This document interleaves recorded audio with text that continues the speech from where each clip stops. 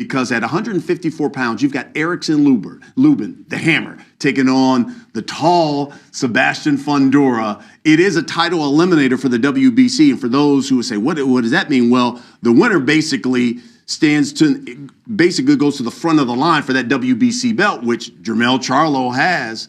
That's going to be a really, really good fight between those two. And one of the advantages of rolling out a schedule like this is you can see through the 154-pound division.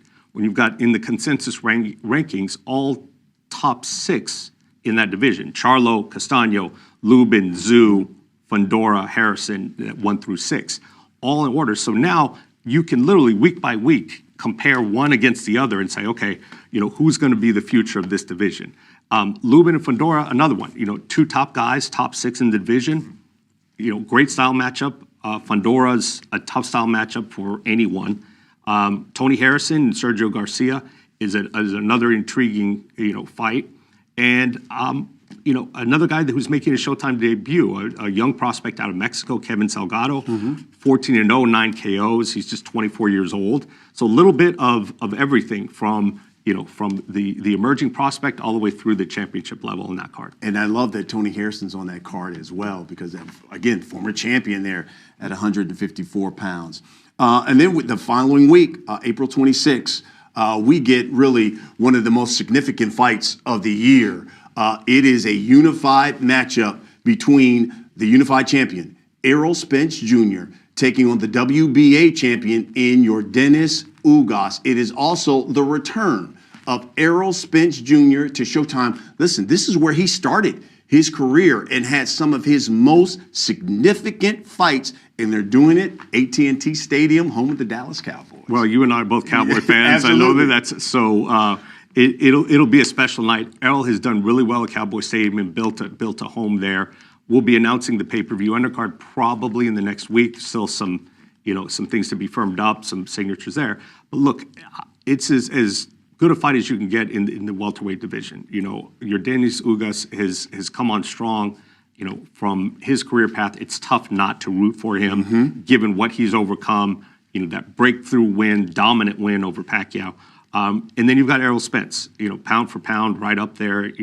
For my money, he's the best welterweight in the world right now.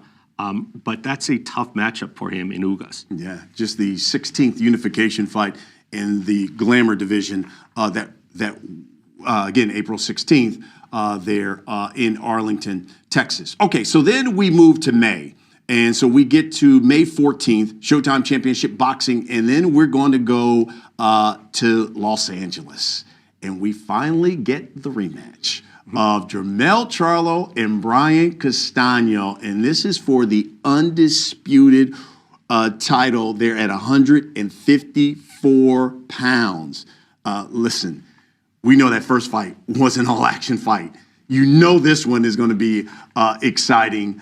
And then even on that co-main of there, you get Jerome Boots Ennis on that card. That's going to be fun in Los Angeles. That's going to be a phenomenal card. It really is, and we're thrilled that we're able to keep this on Showtime. I think this is going to be the biggest non-pay-per-view card of the year. Certainly the most meaningful. It's an undisputed fight, along with a really, really interesting and meaningful welterweight eliminator as the co-feature. A third fight's going to be added. I think tickets for that fight are going to be hard to come by for sure. Yeah, you're right about that. And then Boots Ennis is fighting Castillo Clayton, who we saw back in the days when we were there in Connecticut, and he got a draw in that fight. And there are a number of people who believe he won that fight, and Clayton's still unbeaten. That's going to be a really good step up. Big, strong young fighter. He is got really good amateur credentials. This is a good test for Ennis. People have been saying, look, it looks too easy when Boots is in the ring. Yeah. So we've been stepping up his competition. He's been meeting the challenge, and he's got a big challenge in Clayton. That's fantastic. Okay, so then the following week, May 21st, Showtime Championship Boxing comes at you from Arizona.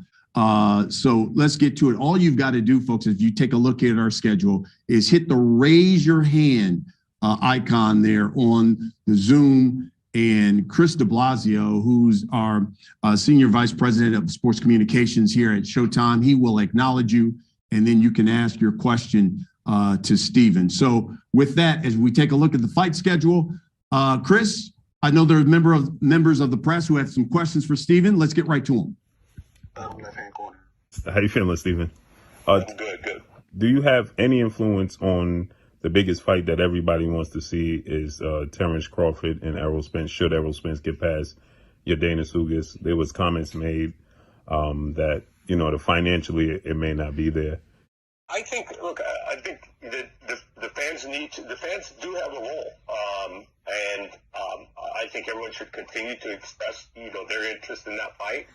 And look, the guys hear you; they do, and I don't think Crawford is afraid of Spence, and I know Spence is not afraid of Crawford. And the fight's easier to make now than it has been, when there were some promotional and network differences. So I think this is not the time we should all stop pushing for it. I mean, I think it is possible. Like, if guys are going to ask for $20 million each, and I'm not saying anybody did, but if the guys are going to say, look, is this a $100 million pay-per-view? I don't know if it's bad, but it's it is a very attractive fight, and there should be a way to make a deal. So I'm more optimistic now about being able to make the fight in the near future than I was 6 months ago or a year ago. That's for sure.